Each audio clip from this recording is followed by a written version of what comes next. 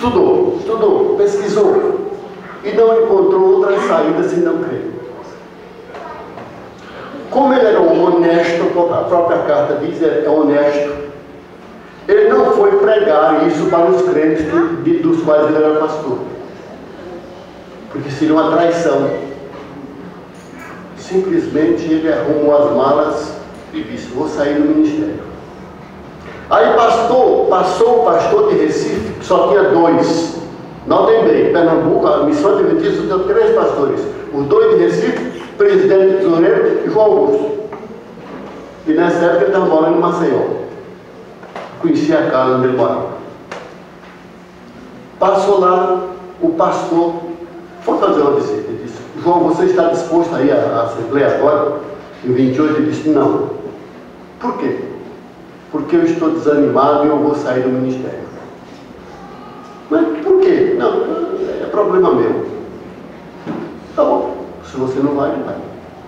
Então você faz uma carta dizendo à Assembleia que vai sair. E ele fez a carta. E aqui tem um telegrama, 26 de outubro de 28. Aceitaram resignação, querendo volte para Recife logo. 26 de outubro de 28. E o grupo de André Lavrinho estava lá, não tem nada a ver com ele, que era da Reforma. A outro diz aqui que ele era discípulo de André Lavrinho. Só acusações, só infâmias. Quem escreveu isso, esse folheto que eu tenho, está bem perdido, não sei onde, mas está lá em casa. Escreveu muitas bobagens, inclusive diz que João Augusto foi um simples diácono e que ele tinha uma mania de toda Semana Santa ficar com uma atitude estranha assim, porque tinha surgido uma macaxeta fazia pouco tempo, então acusaram o João Augusto. Que toda Semana Santa ele ficava uma pessoa estranha, diferente do comum. E aí foi chamado a atenção por isso, ele ficou triste e saiu da igreja. Tudo isso ele pôs no livro. Esse pastor, entre aspas, morava em Cabo Frio, no Rio de Janeiro, e surgiu um trabalho nosso numa cidade que eu não São Vicente. Um grupo nosso. E ele começou a visitar esse grupo e a insuflar a doutrina dele contra a nossa igreja. E um dia o pastor Vicente Muniz, que era o pastor do Rio na época, foi visitar o grupo e foi com o pastor Junino da Silveira, que foi ao Rio. Quando chega lá, quem ele encontra? O tal pastor. Esse pastor chamava-se Ataliba de Abreu Neto. Já morreu, posso citar o nome. Ataliba de Abreu Neto.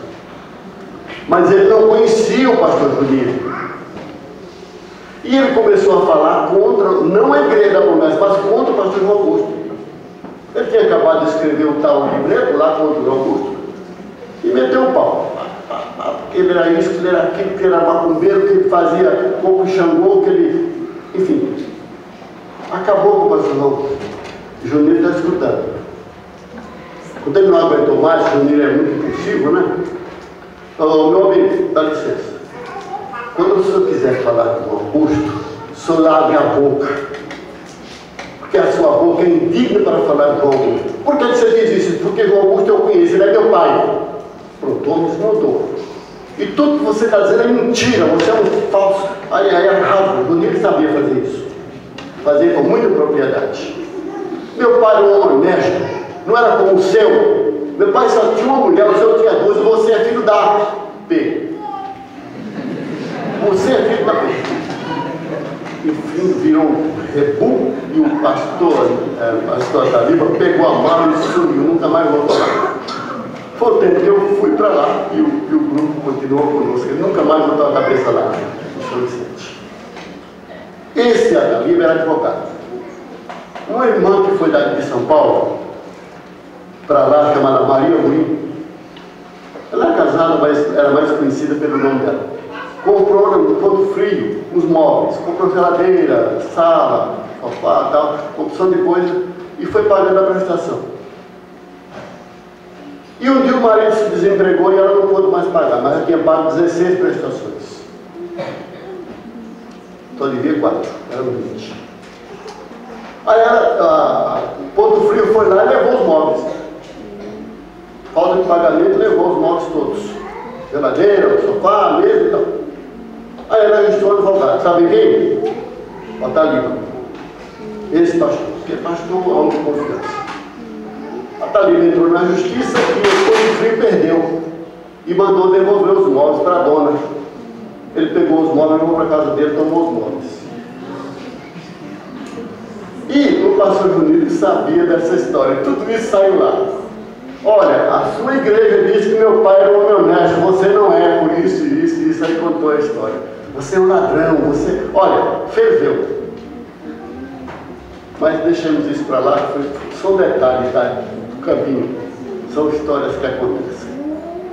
O pastor Augusto ficou em casa, sabe fazendo o quê?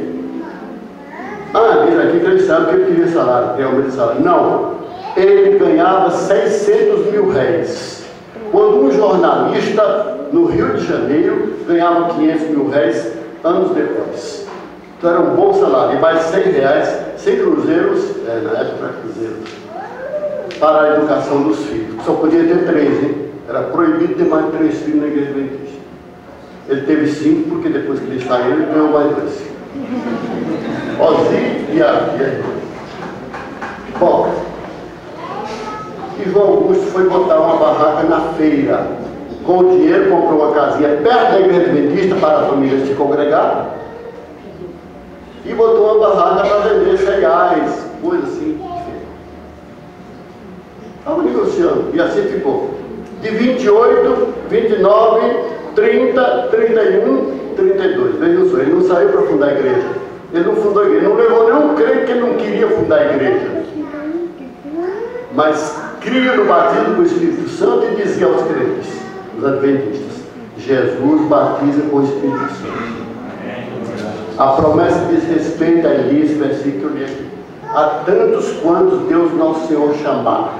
Se você for chamado, a promessa diz respeito a vocês.